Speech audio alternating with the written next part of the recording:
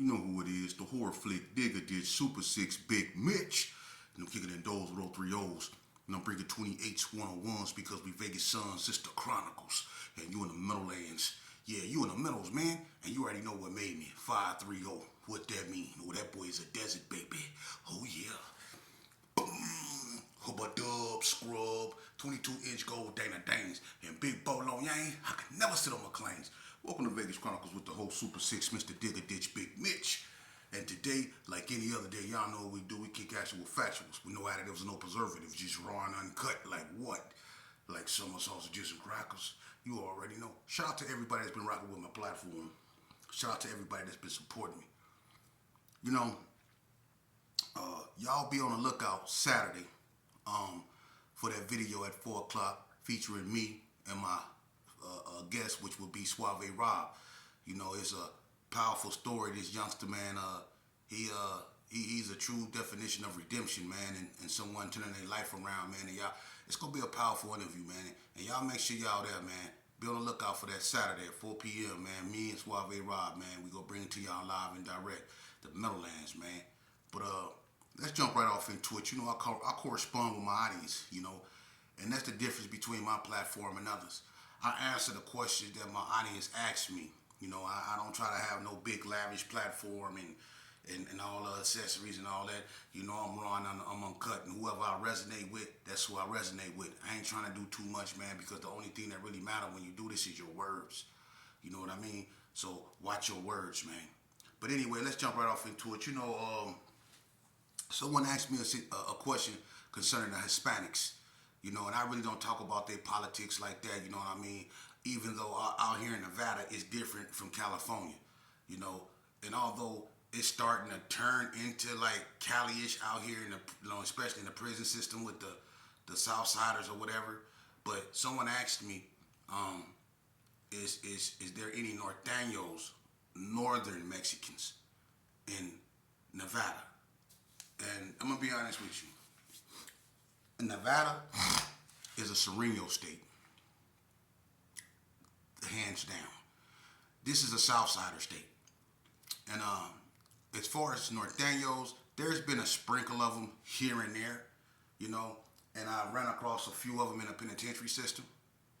And the most Norteños I ever came across in the prison system were bulldogs, you know, or that's the closest thing to a Norteño that I've really met was a bulldog from Fresno. And I remember back in the mid-90s, like 95-ish, 96, 96 is if I'm not mistaken. I got sent to the hole in Indian Springs, right? And this is when I really started to, you know, figure out, you know, the difference between Northern and Southern Hispanics. I really wasn't into their politics like that, you know, because out here in Las Vegas, you know, although we knew of Serenos, we just didn't really, we wasn't really into the difference between Norteños, Serenos, Paisas, Border Brothers, so on and so forth. We wasn't into their, you know, culture like that. But one day, I was in Unit 8, which was the hole at this time in Indian Springs, and they had me in C-Wing, and they were finna move me to B-Wing, but I was on disciplinary segregation, administrative segregation, which is different from disciplinary detention, so on and so forth. So I was on ASSEG. So I was waiting to go to B-Wing, but on my side in C-Wing, see the system, and this back in like the mid-90s, they wasn't, you know, equipped to deal with the Southern Mexicans versus the Northern Mexicans, and what I mean by that is that they didn't really know too much about them, you know, and I'm talking about the administration, because the way that they was operating and the way they was moving around, you know, you could tell that they just didn't have the knowledge of keeping the two Southern and Northern Mexicans separated.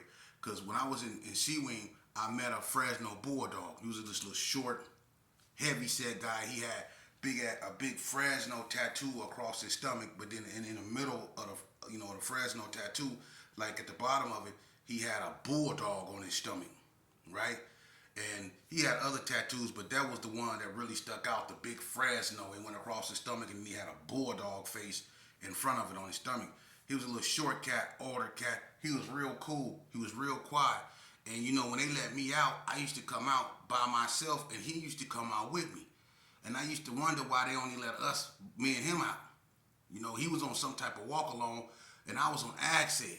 You know, they was finna turn C-Wing into what later became known as austere housing. You know, and that was like a disciplinary detention program where they made him wear orange jumpsuits, and they came out at a certain time. They had to be back in their unit at a certain time. They was on a yard, but they had restrictions, and they had their own unit. They turned C-Wing into austere housing. But before they did that, they had me and this Hispanic back there, and they had a whole bunch of other people back there, but they came out on their own tier time, and me and him came out together. So when we used to come out, he used to always call me. He used to go, psst, Dugu, Ndugu. And I'm like, what the hell is that? And I wasn't up on Swahili, you know, but he used to always call me that, and I was like, man, what is that? You know, I used to think he was calling me Doodoo. Like, what's happening, homie? What that mean? And it meant like brother or something like that, or elder brother, something like that in Swahili. And I guess in California, you know, the northern Hispanics at that time were, you know, they had like a little alliance with the blacks. So some of them, you know, kind of spoke Swahili or whatever, or understood it. But he was calling me brother in Swahili. I don't know if he thought I was from California or whatever, but he wasn't being disrespectful. He was being cool, and he was trying to get some bud to smoke, you know. And, you know, I had, you know, a couple caps and stuff like that, and I kind of liked the dude because he was cool. He always offered me stuff and stuff like that. So we started talking, and we started chopping it up a little bit. But I didn't know that he was a target. You know, I didn't know nothing about that. I didn't know that the Cerrillos, and there was a bunch of them back there, was waiting to get this cat, right? And, you know, he was real cool. So we used to come out, you know, he'd get on the phone, and whoop. I used to run around and chop it up with the people I knew, you know, and we used to do our thing. But on this particular day, they had this CO, and his name was Wolf. And Wolf was a unique CO because he was one of the only COs that wore suspenders, you know. He had a mustache. I remember Doc Rock slapped the out of him. He stole on Doc Rock when the door was closing. And he thought that that Doc Rock couldn't get out that door because it was closing. And Doc Rock stopped that door from shutting and squeezed up out that door and he slapped his mustache. He had one of the mustaches that go like this here with them Fu Manchus. He slapped it together. He slapped up out that police, man. But anyway, on this particular morning, they had Wolf up in there, right? So I don't know if Wolf was unaware of, you know, this dude and his restrictions, you know, or he was dumbfounded because he got one half of the bottom tier opened up. And it was like, I'm gonna be honest with you, it was probably about 8 Cerrillos on that bottom tier, man. And they let the whole bottom tier out. I was on the phone, and Hispanic was in the shower. And when they let the bottom tier out, they cracked the whole tier. I was kind of excited because it was people over there I wanted to chop it up with, you know? So when they cracked the tier, right? And I think if I'm not mistaken, Tony Swanson was on that side because they moved Tony Swanson to B-Wing, and they moved Tony Swanson upstairs. And this when they had like Shannon and Cannon and all the Muslims back there. You know, Doc Rock was back there, Tony Rebel, all these cats, OG cats was back there in the hole, right? But they was in B-Wing. So when they opened up the bottom tier in C-Wing where me and the northern Hispanic was, I'm on the phone, I'm not really paying attention, but when I hear the doors crack, I kind of turn around. I'm excited because it's like I said, it's people I wanted to holler at, right? And I'm not thinking that they finna rush this cat. But man, I swear to God, when they cracked them doors, it was probably about 7 seconds. You heard, hey, and I turned and looked, man, it was about 4, 5 Mexicans rushing the shower. And I gotta tip my hat to that essay, because when they cracked that tier, he jumped out that shower, he kicked his flip-flops off, man. He knew what was finna happen. And he just started chunking them. He was a little short. He was an older Hispanic. He had to be, I was like at this time, I wasn't even 20 yet.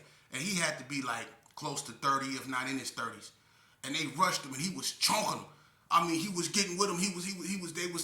But man, the ones that came, like two of them came like later on, and they had knives, man, and they started sticking them, man. And I swear to God, Wolf the CO ran out the tier, man, and I wanted to help him, but I knew even then, that's the Hispanics, that's their politics. I couldn't.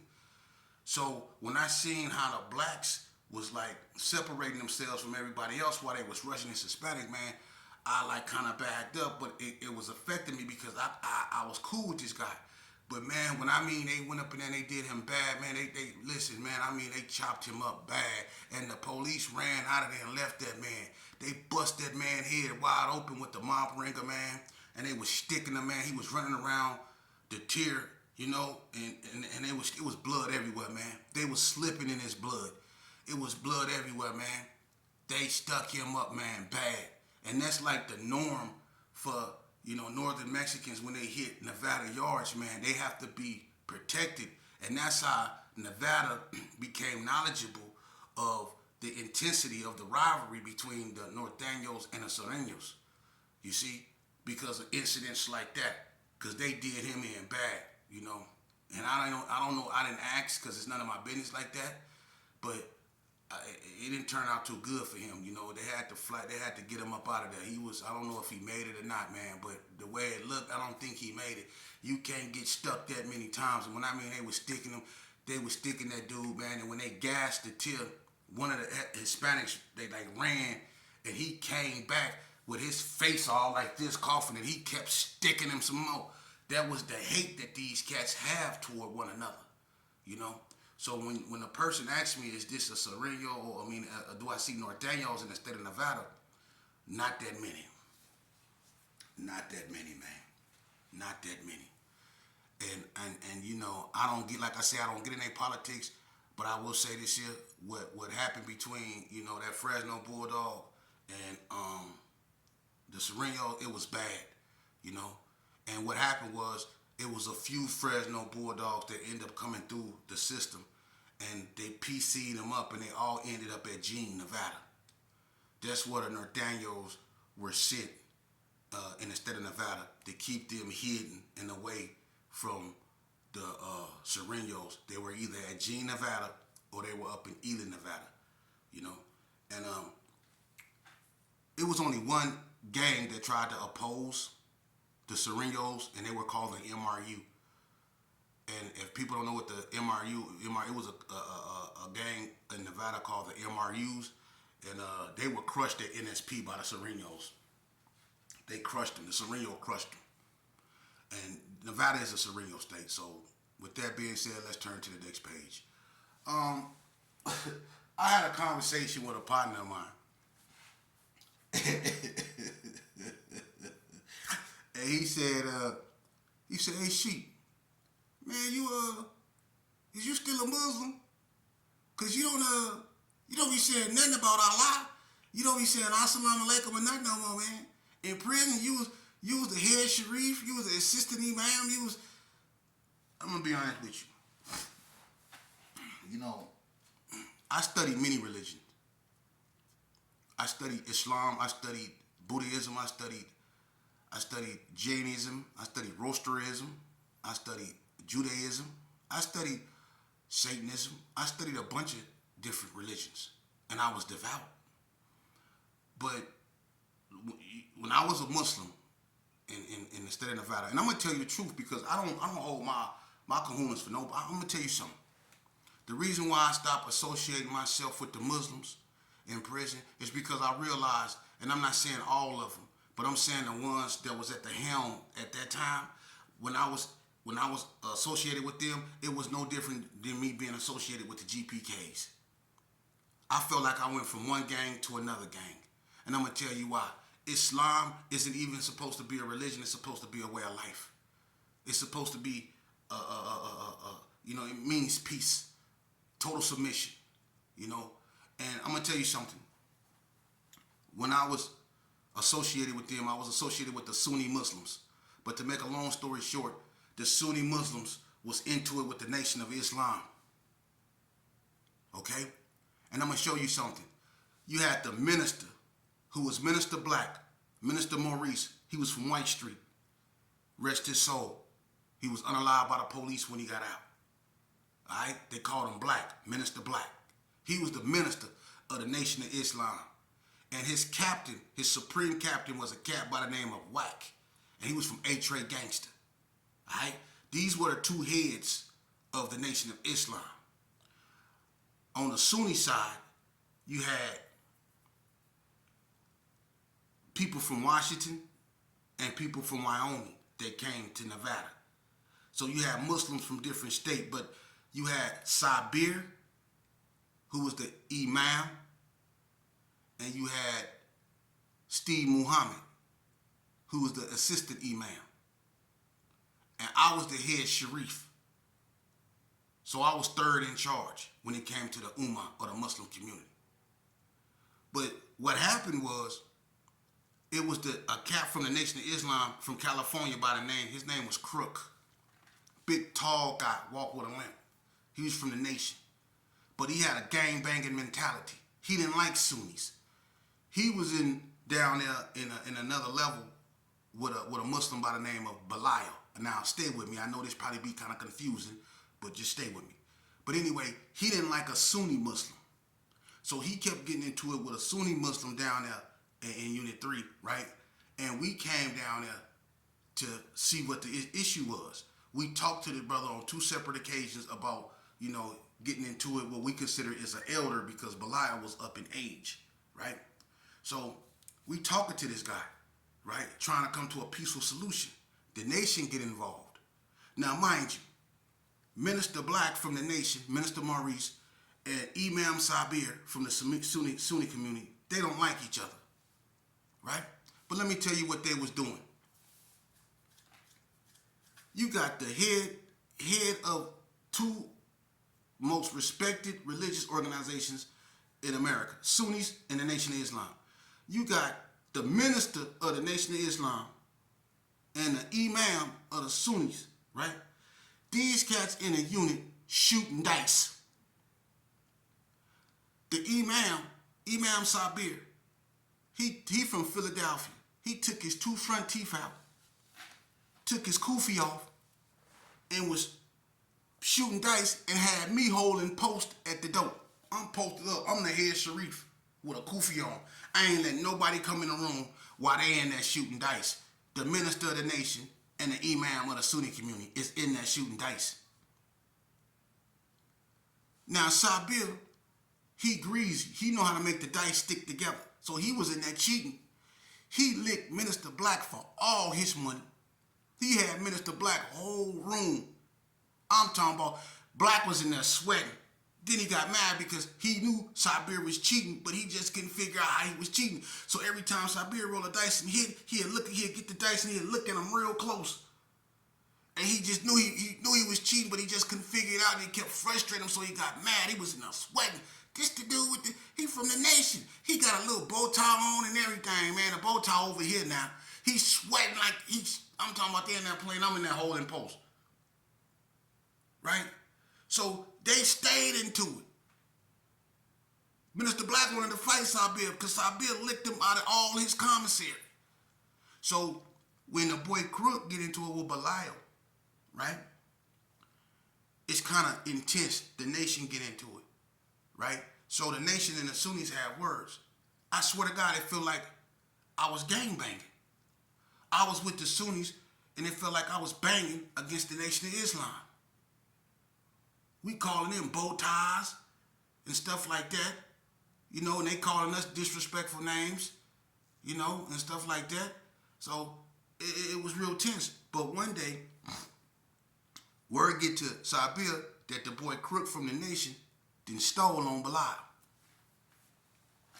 He hit Belial in his mouth. Crook was getting rolled up to go to camp too, so he really didn't care.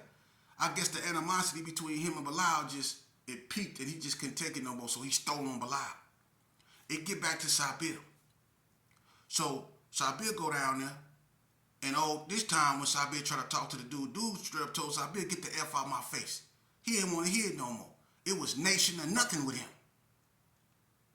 So him and Sabir get into it. Sabir come to me, I'm the head Sharif, meaning I'm over all the security. So if anything got to happen, it got to go through me. So he tell me, I want his head knocked off, do something to him. So I ain't waste no time. I went over there and I knocked him out by the laundry room, slid him, boom. He was taking his property because he was getting rolled up to go to camp. I knocked him out by the property room, slid him, boom, in front of everybody. Right? Now it's a big old thing. We done got in a rock fight with the Nation of Islam up there by the coffee shop. We throwing rocks at each other. For real. We throwing rocks at each other. The boy Crook didn't put a bunch of rocks in a laundry bag because he came out the laundry room after I knocked him out. The property room after I knocked him out. And he put a bunch of rocks in a laundry bag. So when the rock fight jumped off, he slapped Sabir in the back with a thing full of rocks. We was out there tripping, and it was cats with kufis and bow ties going in it. And that's not even including the imam they caught smoking y'all remember they caught Brother Steve Muhammad smoking, hitting the pipe in the closet, and then he hit the closet like this here in the chapel. He's supposed to be up there. He the imam, the leader of the Muslim community. The brother up in the chapel hitting the pipe. He in the chapel. He in the chapel hitting the pipe. That's why I had to bag up. Although I met some powerful Muslim brothers like Brother Safari, Brother Willie Shannon, Brother Suleiman from the Nation, Brother William X from the Nation. These some powerful, good brothers, man. But I refuse to overlook what I knew wasn't right, man. And it goes deeper than that. I'ma just leave it at that. When we got into that rock fight with the Nation, I knew right then and there that I was better off being a GPK. Because it's like I traded my green rag for a kufi. But I was still involved in the same thing. I'm being honest with you, man. How I'm supposed to be a Muslim, a devout Muslim, and in total submission to God, facing the East, praying 5 times a day, following the 5 pillars of Islam. How I'm supposed to do this when I'm hiding a knife in my Quran? I got a knife in my Quran. Some of these cats were stitching drugs in their prayer rugs. We were no different than the people that we call Nafakuns, which are hypocrites, or Kufaroons, which are non-believers. I couldn't do it no more, man. So I separated myself from all that because I'm just telling y'all a fraction of what happened. If only you knew. See, my relationship with God probably isn't like everybody else's. Because I found God in me. I went inside myself. It's called introspection. For real. That's why I found God. And just because a person put on a kufi and say assalamu alaikum, or a person put a cross around his neck and say in the name of Jesus, or whatever they do, what's going to validate them and what's going to determine who they and what they are their actions. You can call yourself anything, but what you do and how you act and how you treat people will define you. And that's real. My God is 360 degrees. There is no beginning and there is no end. He's a continuation. He's the absolute, the almighty. And my job is to become one with that. To become one with the absolute that transcends all mental concept. Yes, becoming one with the absolute consciousness that transcends all mental concepts. That's God. Remember when Jesus introduced himself and he said, I am the Alpha, I am the Omega. I am the who is, the who was, and who is to come. I am the Almighty. That's 360 degrees, bruh. That's 360 degrees. And my God told me, he left me here to go back to my people. And I don't care if you're from Donna. I don't care if you're from Rigo Estates. I don't care if you're from the Heights, the block, wherever. To go back to my people and bring what I'm bringing, which is powerful messages. You know, whether you OGs want to accept it or not, a lot of y'all is to blame for what's going on in these streets. You don't want to accept it. But we started this bull crap. And any real OG shouldn't want this right here for their little brother, their little homie, or their sons. And instead of embracing them when they came to prison, we should have put our foot in their behind every time and made it so they were scared to come to prison. Instead of bringing them up in there and then embracing them with that bull crap that we embraced in prison, because a lot of us wasn't going home no time soon. And a lot of them youngsters only had 18 to 20 something months, or 2 to 6. They didn't have time like that, but we were up in there treating them like they had time like that. We should have been up there making it mandatory for them to go to school. We should have been up there making their time hard so they wouldn't come back to prison. But we was up in there letting them get tattoos, lining them up with each other, doing all that stupid stuff when we were supposed to make prison seem uncool. We made prison seem like it was a rite of passage. And that's why so many of our youngsters is messed up, man. I don't get it with you. What appeals to you people? Tell me this. What appeals to you people about people always getting on the internet and talking